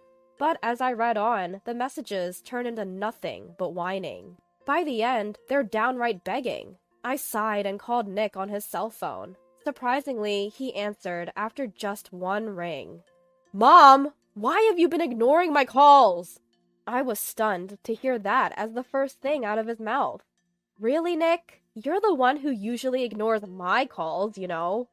As we spoke, the events of yesterday flashed back into my mind, making it hard to contain my irritation. "When are you bringing me the $30,000? I'm in trouble here since you took it back yesterday." I was disappointed and saddened by my son's consistently aggressive attitude. I wondered when he'd changed so much from the sweet, considerate child he once was. While I remained silent, Nick started berating me again. By the second time, I found myself listening more calmly. Besides, the things Nick was saying sounded like childish complaints. All you do is call me stingy and say you're not fulfilling your role as a mother-in-law. None of it resonates with me. I felt indifferent just listening to him. I heard all that yesterday. Why don't you accept help from Ellie's parents instead? You're close with them, aren't you? Plus, Ellie isn't their biological daughter. I'm sure they'll help. I interrupted Nick's ongoing tirade. If I didn't, it seemed like it would never end. I was also becoming suspicious of Ellie's mother, who was just smiling in the hospital room yesterday. Think about my situation too. People will say I can't even afford my wife's treatment. You're the one who called it pocket change, right? And for the record, I used that money. There's hardly anything left. Nick was left speechless on the other end of the line. He reacted to the news that there was little money left. Why did he treat me like that when he's clearly desperate? I couldn't help but wonder. Just sort out the liver transplant fees on your own. Don't involve us. I made myself very clear. Please relay that to your wife as well.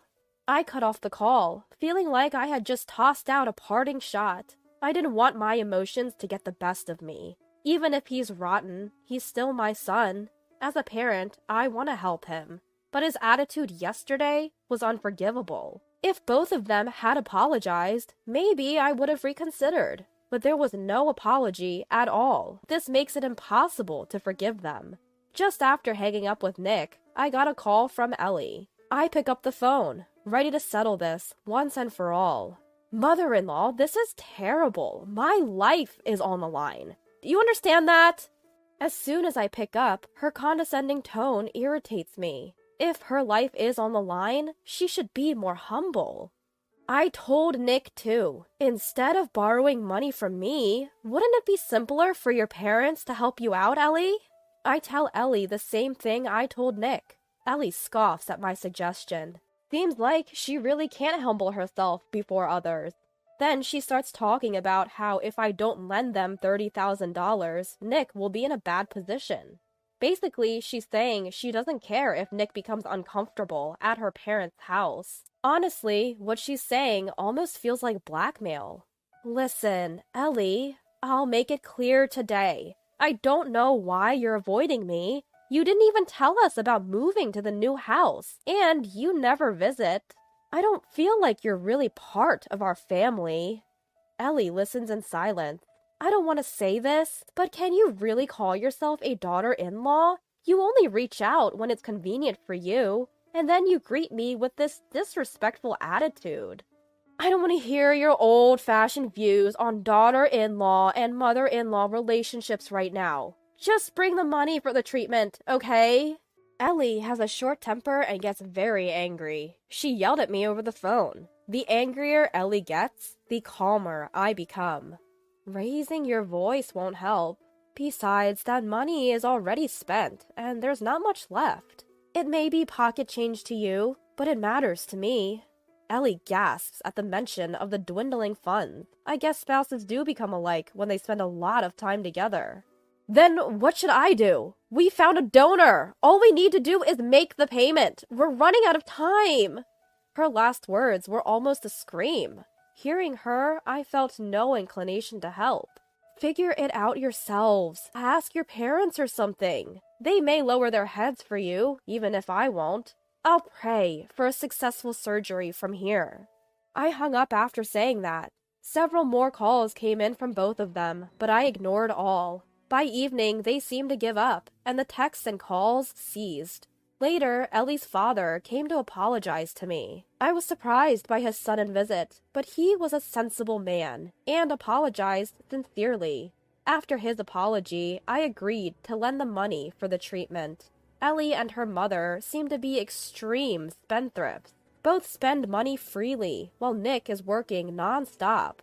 Lack of savings wasn't just due to the apartment purchase, it appears. They've promised to pay back the medical expenses gradually. They are also in debt to multiple other parties and seem to be in a tight spot. But the surgery was successful, so I'll wait for them to get back on their feet and pay me back. Their relationship as a married couple seems to be on the rocks due to money issues. They have shared debts and can't afford a divorce, so they continue to live separately within the same home. Nick informed me they will divorce once the debts are paid off. I've decided to do a major renovation on the house where I now live alone. The suggestion came from the nephew and his wife who had invited me to that lavish dinner that day. Since then, they have visited me like real sons would, and the house is lively with the sound of kids on the weekends. Living alone doesn't feel lonely anymore, and I believe the $30,000 I spent that day was well worth it. My father-in-law just passed away. Can you come home as soon as possible? I got the call from my daughter-in-law Emilia while my son was taking a bath during a family visit. With an anxious tone, she informed me about my husband's death. Confused and shocked, I yelled into the phone. Wait a minute. My name is Janie. I am 51, and ever since the sudden loss of my husband, I've been raising our son Kobe as a single mom. Kobe, who was in high school at the time, has now graduated college and has been working for 3 years. After getting his job, he moved out and started living on his own. Now he's married and he and his wife help each other to make a good life. His wife Emilia is on the quiet side and is, according to Kobe, good at household chores, a good wife. However, from the first time we met, she seemed distant, like she wanted to keep space between us. I mentioned it to Kobe, but he just laughed it off, saying it was all in my head, but I couldn't shake off the feeling. Emilia seems like she'd prefer to avoid our home. She only shows up for Thanksgiving and leaves without spending the night, which only confirms my suspicion. Kobe is my only son, and I had always hoped to get along with his wife. I've even asked Emilia directly if there was something bothering her. Being as gentle as possible, I asked if I had done anything to make her uncomfortable. She simply replied, "No, nothing at all." I eventually gave up on getting close to Emilia, thinking it's just the way younger people feel nowadays. They don't want to mingle with their in-laws, even if they live separately. What's more, I sensed a similar distance with Emilia's own parents when we met for the first time at the wedding. I mentioned to them that my husband had passed away years ago, and it seemed to create even more of a gap. Even though Kobe had told them from the beginning that I was a single mom, maybe seeing it firsthand created some negative impression of me. So, I've decided not to intrude on Kobe's marriage and quietly observed the wedding. Since then, the gap hasn't closed between me, Emilia, and her family. Even though my son and his wife live relatively close, our family dynamics have become distant. Today, Kobe brought over some wedding photos, but of course, Emilia was nowhere to be seen. I feel grateful when I see Kobe, noticing my disappointment, offered to stay over tonight even though he's alone. Makes me proud to see how kind-hearted he's become. Looking at the picture of Emilia, I find myself smiling, thinking how pretty she looks when she's laughing next to Kobe. It's tough to suppress the loneliness when my own daughter-in-law avoids me for reasons I can't understand, even though we're still getting along. After carefully storing the photo and having dinner, I idly flip through a TV variety show. I'm waiting for Kobe to finish his shower when a familiar melody rings out. It's coming from Kobe's phone left on the table. It's the default ringtone. Curiously, I glance at the phone. It's a call from Emilia. I decide to let Kobe know about it later and turn back to the TV, but then the phone starts ringing again. Given the incessant calls, I think it might be urgent, but hesitate to answer it myself. I reluctantly grab the still ringing phone and head to the bathroom to tell Kobe. "Kobe, Emilia's calling. The phone's been ringing a few times now."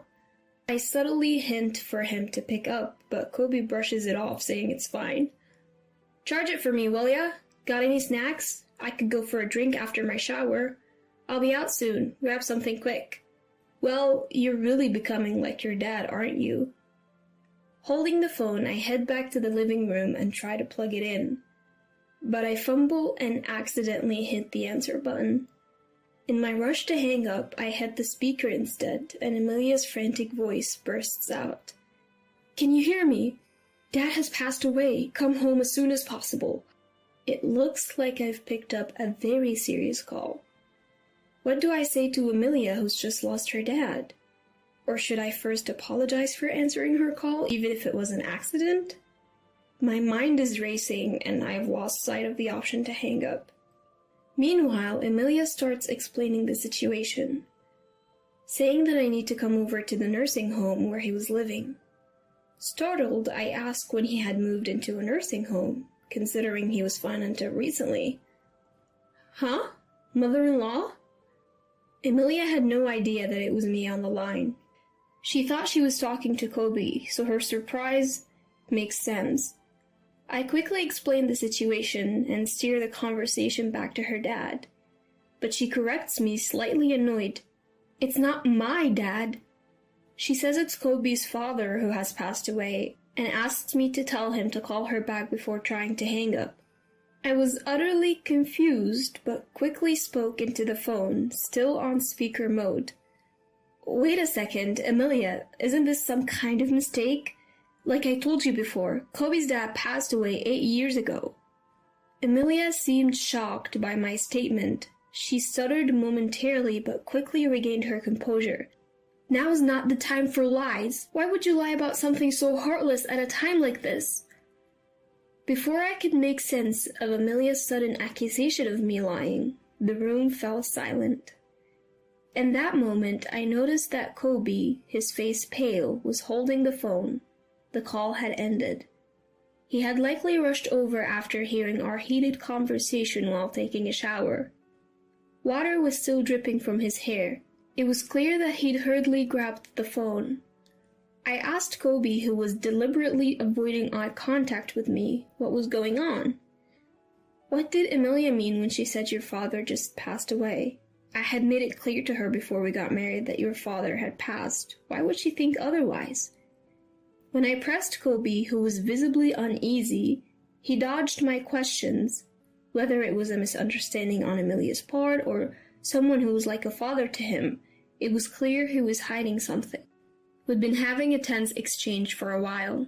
Amidst this, Kobe's cell phone buzzed.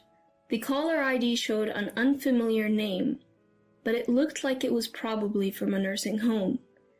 While Kobe hesitated to pick up, knowing what to expect from the call, he eventually answered right in front of me. Trying to remain silent, I listened in. I could hear most of the conversation, and the caller indeed confirmed what Amelia had been saying.